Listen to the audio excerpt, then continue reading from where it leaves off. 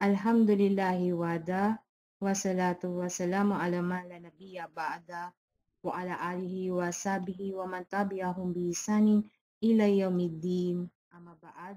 Assalamualaikum warahmatullahi wabarakatuh. Mga kapatid sa pananampalatayang Islam, tayo magpasalamat muli sa dakilang Allah subhanahu wa ta'ala dahil binigyan niya muli tayo ng pagkakataon upang tayo magkasama-sama muli upang pakinggan at alamin kung bakit kinakailangan natin pag-araling mabuti ang ating akida.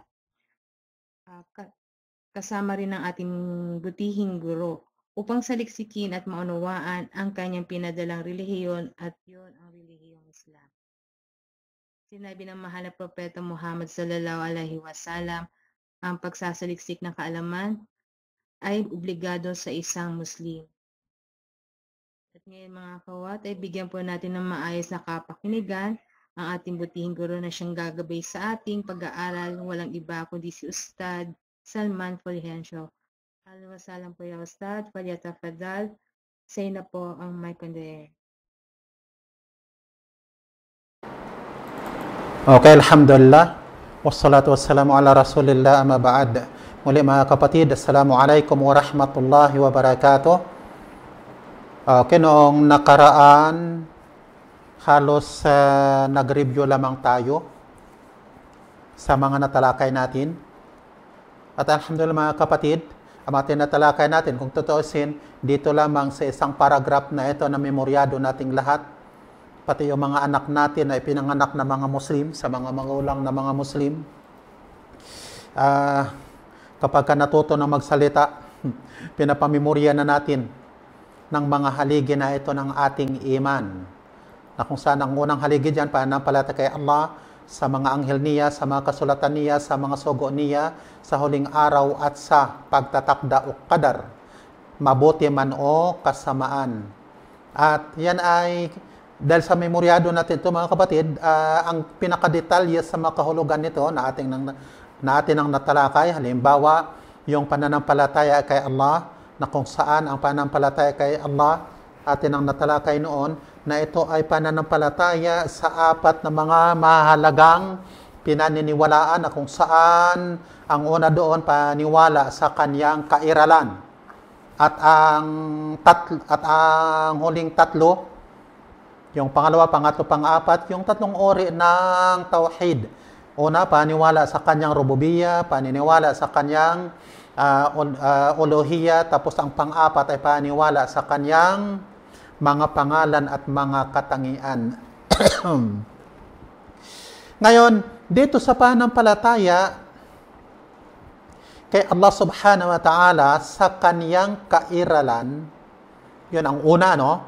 Sa kanyang kairalan, natalakay na natin ang apat din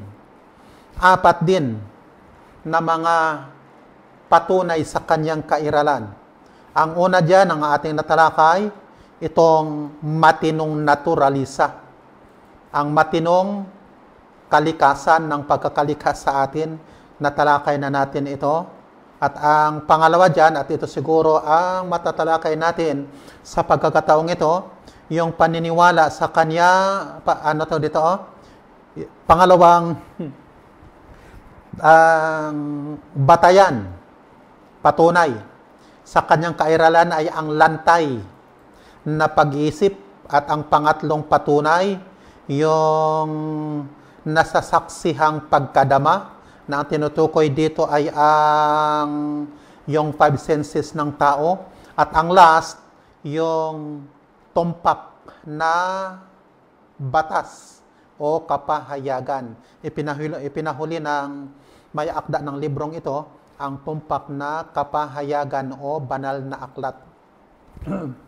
Kasi sa ating pangangaral sa mga tao, maging ang mga sinaunang mga propeta noon, okay, ang mga taong kanilang pinapangaralan, hindi naman nanampalataya na sila'y mga propeta na may dalang mga kapahayagan, kaya ang patungkol sa kapahayagan o tumpak na mga batas na ito, pinahuli ng may akda. Okay, nung nakaraan natalakay natin ang pinakahuli na ating binasa noon dito sa huling paragraph ng unang patunay na yun nga ang matinong naturalisa. Rubbama rana 'ala al-fitrati hijabun min asy-syubuhat wasyahwat walakinnaha tadhharu 'ala haqiqatiha fi awqatis syada'id wal azmat. Qala ta'ala, rana 'alal fitra, bumalot sa naturalisa ang tabing ng mga maling akala at mga pagnanasa, mga syahwat. Subalit ito ay lumalantad, walakin nahatadharu 'ala haqiqatiha fi awqatis syada'id wal azmat. Subalit ito ay lumalantad ayon sa realidad nito yung naturalisa nito sa mga oras ng mga kasamaang palad at mga krisis, sa oras ng kagipitan na nakasalalay ang buhay at kamatayan ng tao. Okay? Lalantad yung kanyang naturalisa.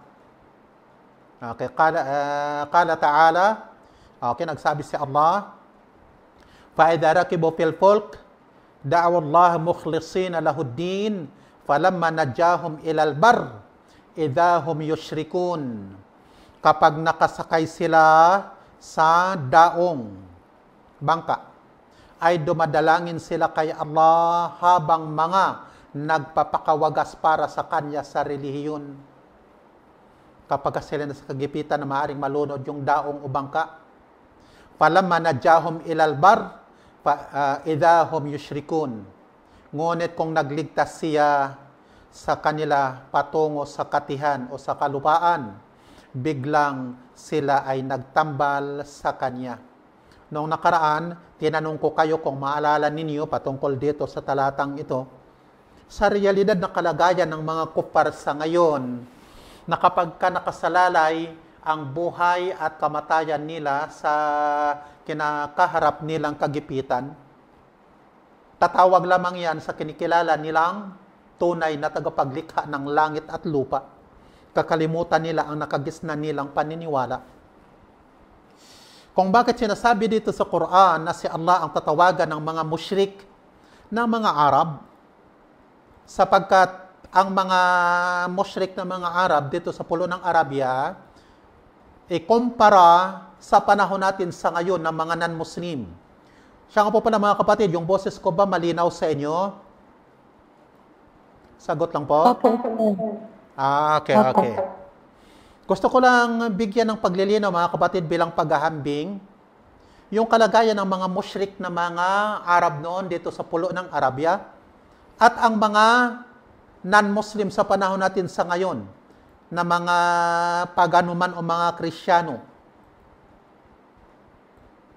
Ang kaibahan, sinasabi ng ating mga scholars sa panahon natin sa ngayon, na ang mga musyrik sa panahon natin sa ngayon ay mas masahol kaysa sa mga musyrik sa panahon ng Propeta sallallahu alaihi wasallam dito sa pulo ng Arabia. Kung bakit mas masahol, mas malala pa ang panahon natin sa ngayon, sapagkat kung ikumpara nung unang panahon, sa panahon ng Propeta sallallahu alaihi wasallam sa mga musyrik na mga Arab dito sa pulo ng Arabia, sila'y kumikilala na ang tagapaglikhang ito ay si Allah. Bakit? Nabanggit ko sa inyo noon, ang dahilan sapagkat ito yung naiwan na aral sa kanila ng propetang si Ibrahim a.s.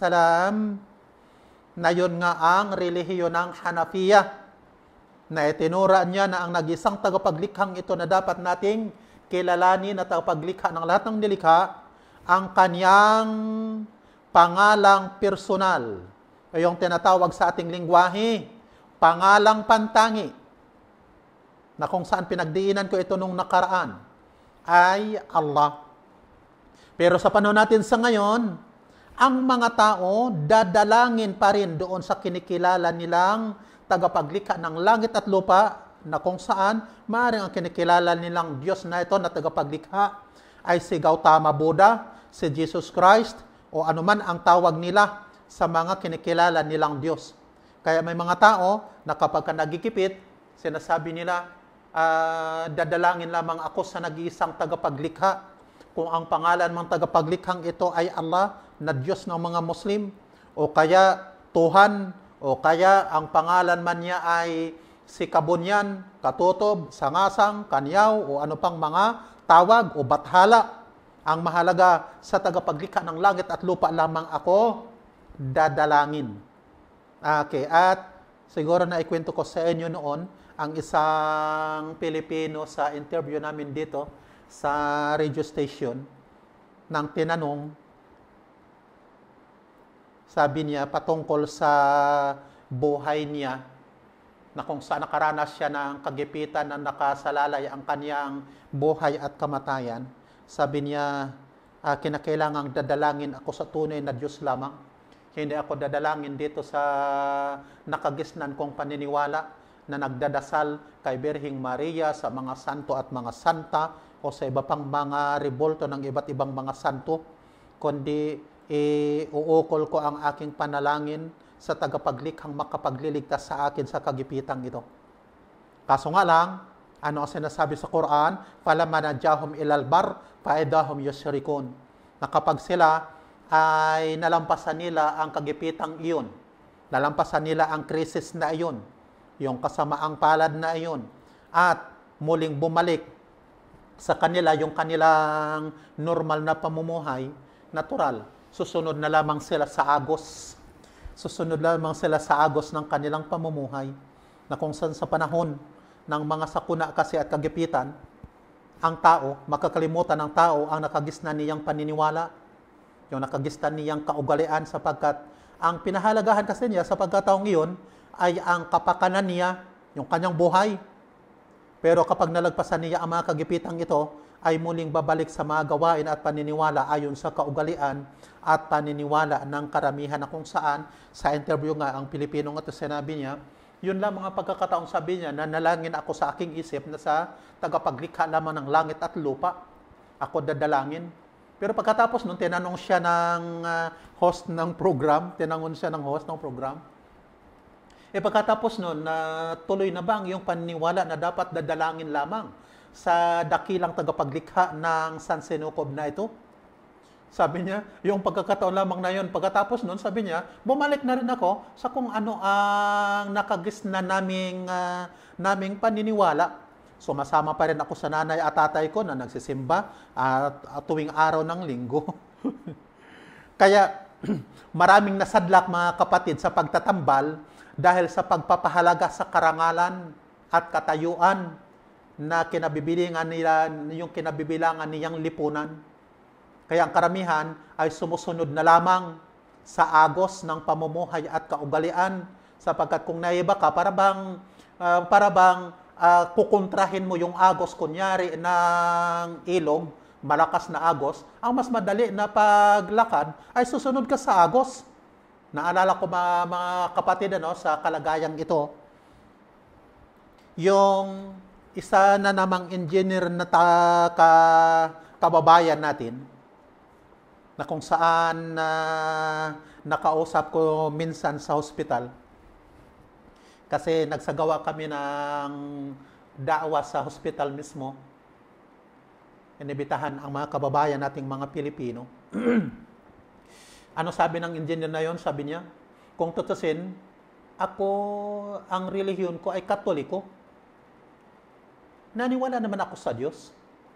Pero bibihira, sa Pilipinas ako, di ko na maalala kung nakapagsimba ba ako.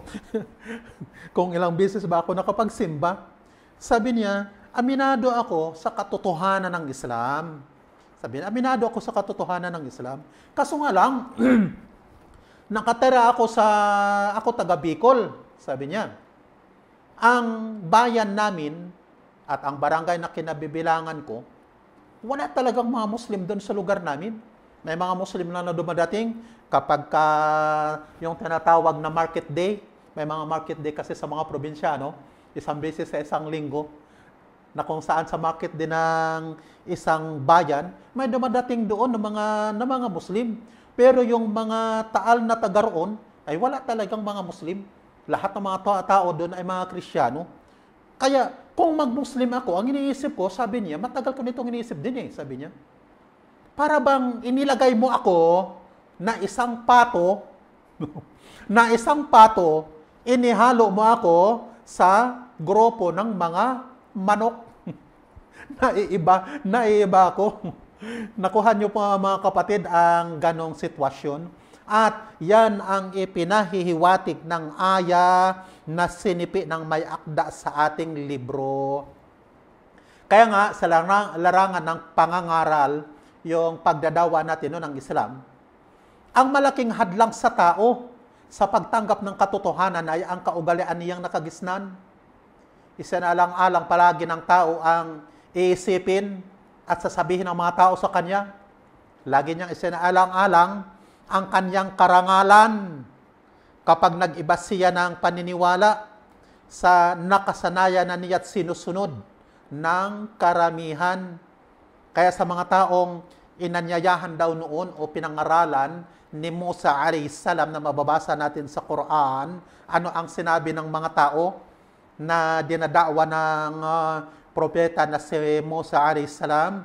Qalu ajitana litalfitana amma wajadna alayhi abaana. Patanong ang aya na ito, sabi nila, dumating ka ba sa amin upang anyayahan kami na magbaling sa amin palayo sa natagpuan namin sa mga ninuno namin? Ilayo mo ba kami sa aming nakagisnan? Nakagisnan.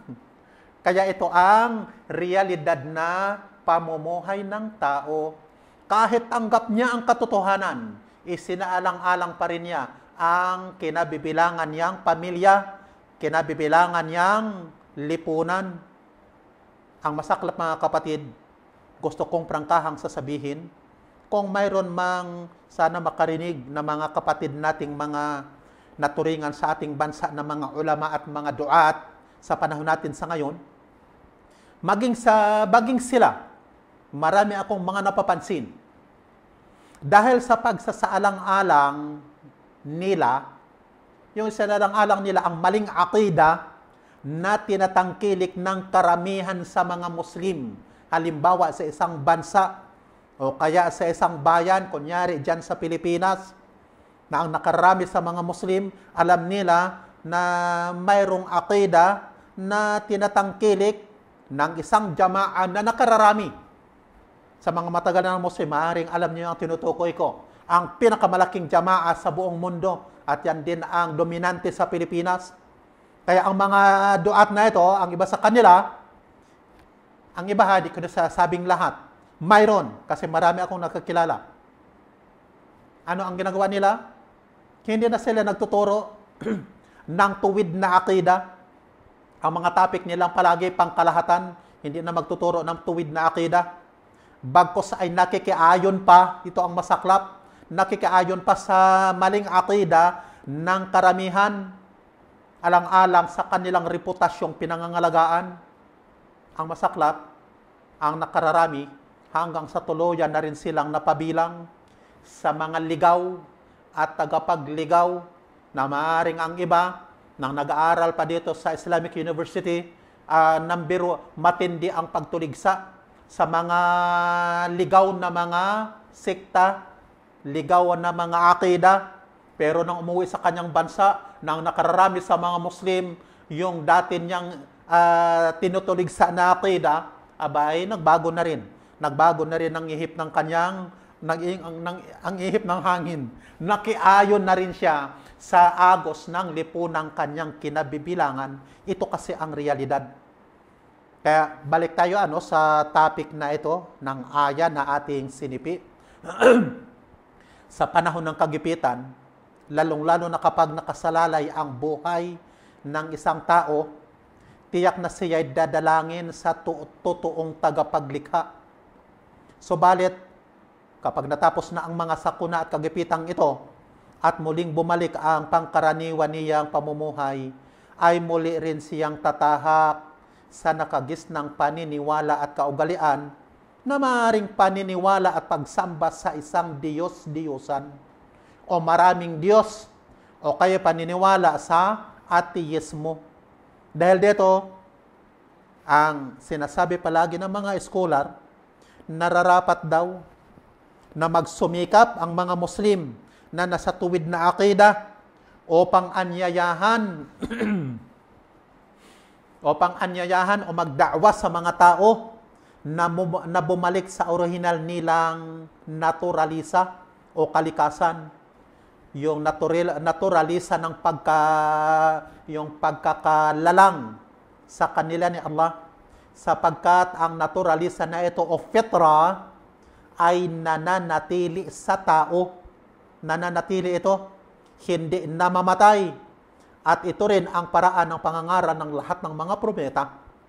Kailangan nating magpunyagi daw, sinasabi palagi ng mga scholar, upang mamulat ang marami pang mga Muslim sa katotohanan ito ng naturalisa ng tao, upang marami rin ang magsumikap na alisin at hugasan ang naturalisang ito ng tao na natatakpan ng karumihan, natatakpan lamang ng karumihan ng maling paniniwala, maling simulain, maling ideolohiya o paniniwalang nakagisnan, at upang muling lumantad ang kadalisayan daw na kadalisayan o kagandahan ng naturalisang ito na kumikilala sa totoong tagapaglikha. Dito tayo mga kapatid sa pangalawa, al-aqlus sarih. Al-aqlus sarih na kung saan ang salin, lantay na pag-iisip. Maaaring alam ninyo, ibig sabihin kapag sinasabing lantay na ginto, lantay ibig sabihin puro, walang halo. Okay, ito ang ikalawang patunay. Patunay na umiiral ang dakilang tagapaglikha. Itong lantay daw nating pag-iisip. Kung ang pag-iisip na ito ng tao ay hindi pa napapangibabawan o natatakpan ng karumihan ng mga maling kaisipan, maling simulain, maling ideolohiya at paniniwala, ito ay likas na niniwala sa kairalan ng tagapaglikha. Kaya, kung ang lantay na pag-iisip na ito ay hahayaan sa lugar na hindi naabot ng impluwensya ng iba't ibang maling kaisipan at paniniwala, likas daw itong kumikilala na ang dakilang nilalang na ito na saan sinukob, itong dakilang universe na ito, ay kailangang mayroon ding dakilang tagapaglikha.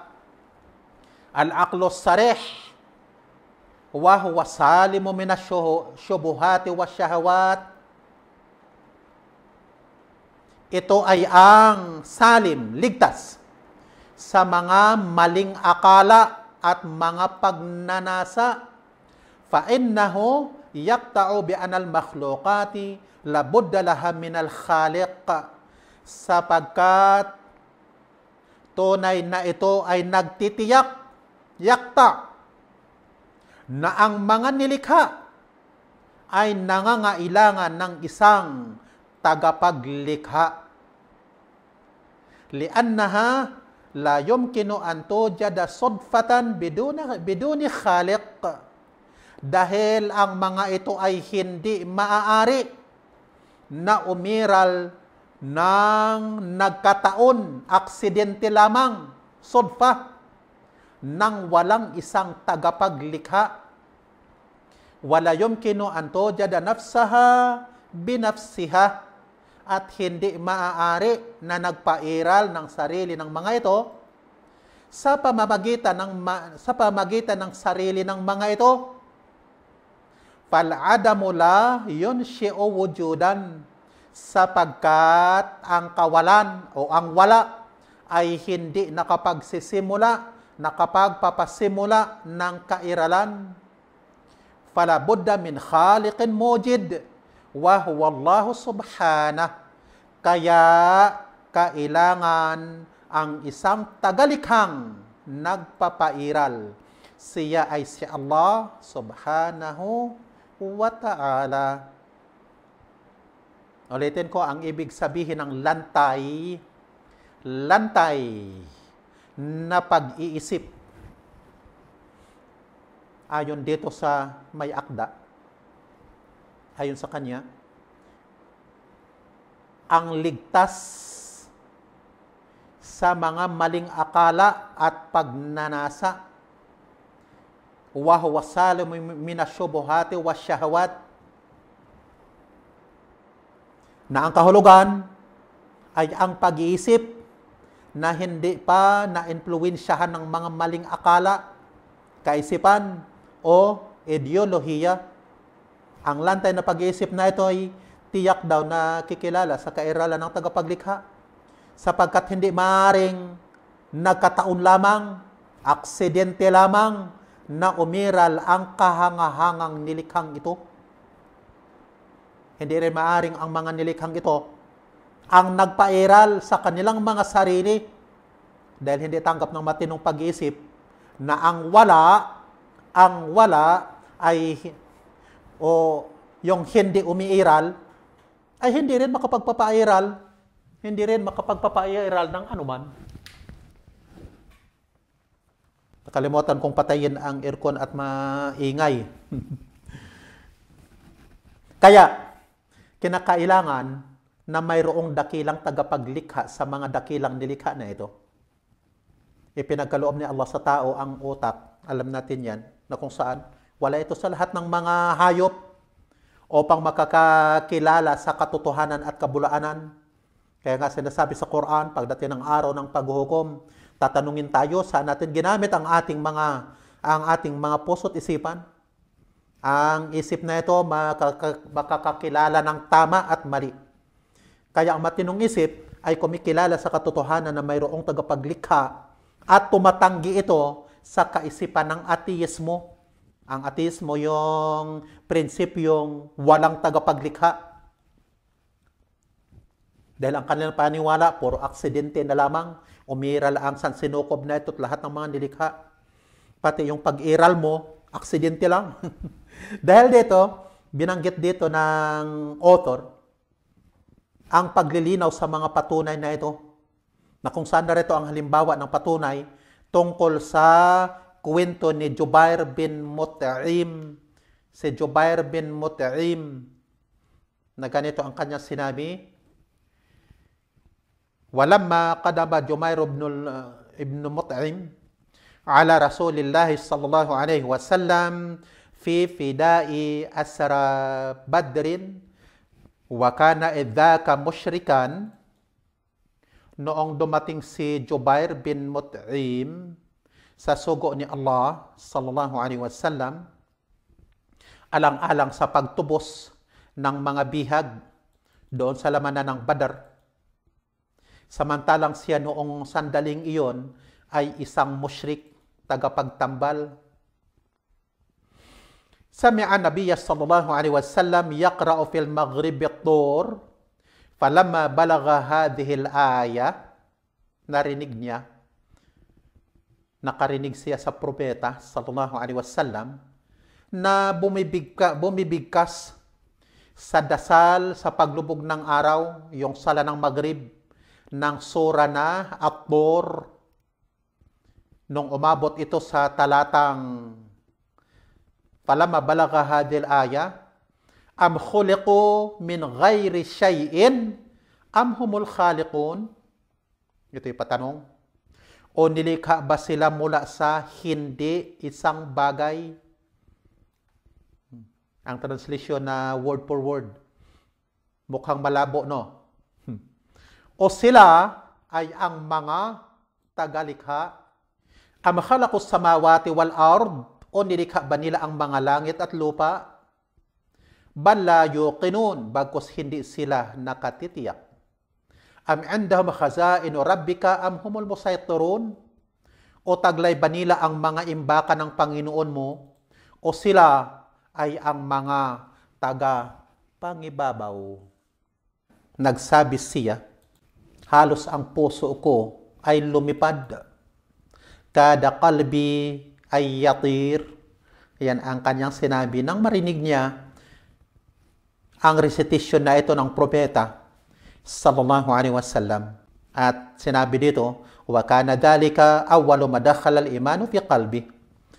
Iyon ay ang kauna-unahang pagpasok ng iman, pananampalataya sa puso niya. Pansinin po natin mga kapatid, ang mga talatang ito sa Quran na kung saan naglalaman lamang ng kung tutuusin ng dalawang pangungusap. Patunay na hindi mapapasinungalingan sapagkat kinikilala ito ng taong may matinong pag-iisip. Sa mga talatang ito binanggit ni Allah na ang tao'y iiral, na ang tao, ano tawag dito? Binanggit dito ni Allah ang pagtanggi. Ibig sabihin, itinanggi ni Allah na ang tao ay iiral sa pamagitan ng sodfa o nagkataon lamang o aksidente lamang. Kung sinabi niya, am khuliqu min ghairi shay'in. Tingnan nyo. O nilikha ba sila mula sa hindi isang bagay? Anong sabi ng hindi isang bagay? Na nangangahulugan ito, hindi isang bagay. Pero bang, nilikha ba sila ng isang hindi nakakalikhang tagalikha na aksidente lamang? Ito'y patanong na nagpapahiwatig ng matinding pagtanggi ni Allah na sinasang-ayunan ng matinong pag-iisip na ang pag-iral ng tao at lahat ng mga nilikha sa pamagitan lamang ng aksidente ay isang malinaw daw na kabulaanan. Yan ang tinutukoy ng hindi isang bagay. At idinugtong ni Allah yung pangalawa, am humul khaliqun, o sila ba ang mga tagalikha? Yung pangalawa. At ito naman, ang ikalawang kabulaanan, kasinungalingan, sapagkat ang isang hindi umiiral ay hindi rin makapagpapairal. Paano nila lilikhan ang kanilang mga sarili na sila hindi umiiral? Ang hindi umiiral ay hindi makapagpapairal o hindi makakalikha ng sarili o ng anuman.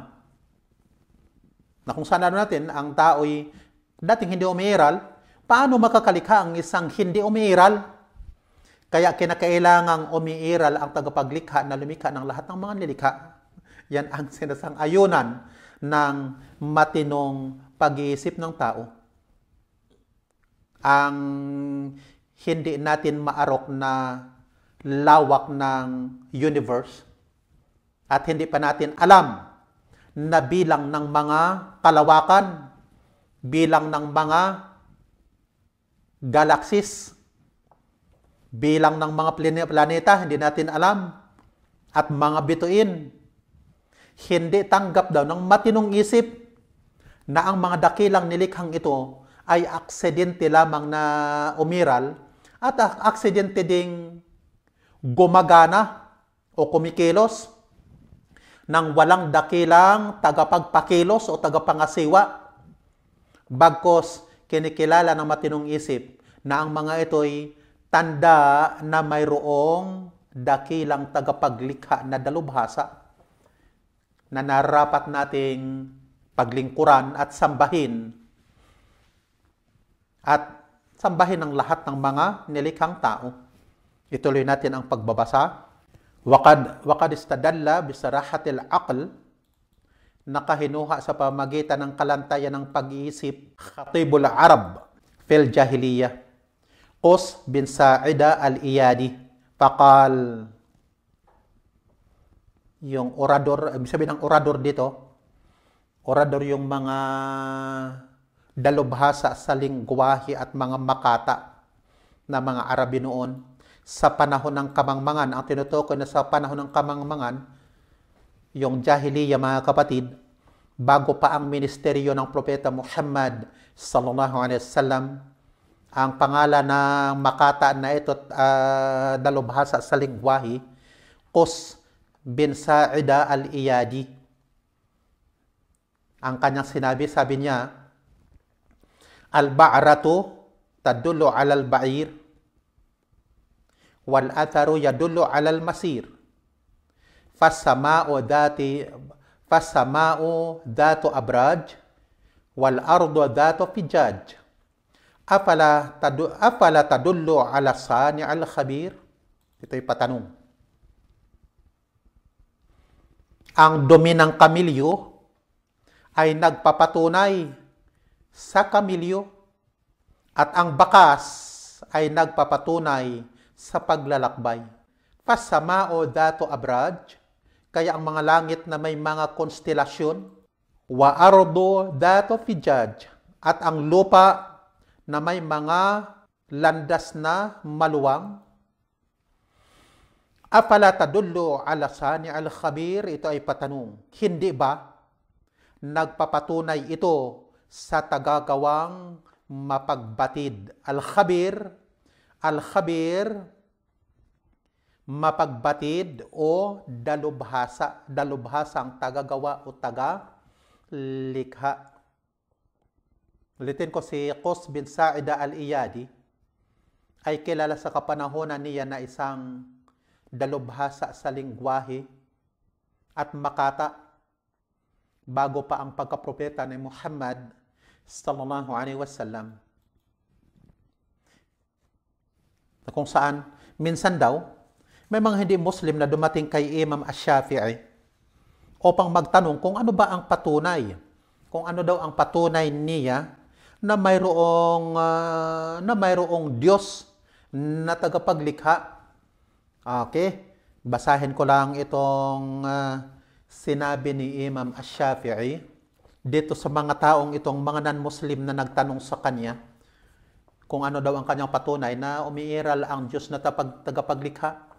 Sinabi niya, ang patunay na mayroong Diyos na dapat nating sampalatayanan ay ang dahon ng mulberry. Ang mulberry. Nagtaka daw ang mga tao kung paano naging patunay. Kung paano naging patunay ang dahon ng mulberry na mayroong Diyos. Sinabi ni Imam Shafi'i, ang dahon ng mulberry ay may isang lasa. Isang lasa. Subalit, kung kinain ito ng silkworm, yung uod na gumagawa ng bahay para gawing tela na sutla, silk, alam niyo siguro, mga kapatid. Sabi niya, kapag kinain ito ng silkworm, ay nagiging silk, nagiging sutla. At kung kainin ito ng pukyutan, alam niyo yung pukyutan, yung bees, ay nagiging honey, nagiging pulot pukyutan. At kapag kinain ito ng usa, ay nagiging pabagong misk. Nagiging pabagong misk. Sabi niya, sino kung gayon ang lumikha ng dahon ng mulberry na ito? Sa Arabic, tinatawag itong tooth. Sino kung gayon ang lumikha ng dahon ng mulberry na isa ang lasa, pero marami ang kinalalabasan? Ito nga ang dakilang tagapaglikha ng dakilang sansinukob. Sansinukob, ibig sabihin, universe. Okay mga kapatid, alhamdulillah, itong pangatlo na ito, yung nasaksihang pagkadama, al-hisul mashhud. Inshallah, tatalakayin na lang natin sa susunod na Lunes. Inshallah. Ang feeling ko parang natutulog na kayong lahat. Okay, hanggang dito na lamang mga kapatid. Subhanakallahumma wa bihamdik, nashhadu an la ilaha illa ant, nastaghfiruka wa natubu ilaik. Muli, assalamu alaikum wa rahmatullahi wa barakatuh. Waalaikumsalam warahmatullahi wabarakatuh. Jazakallahu khairan ya Ustad. Pagpalaan ka po ng Allah Subhanahu wa Ta'ala. Jazakumullahu khairan din sa inyong lahat mga akhwat. Fi amanillah.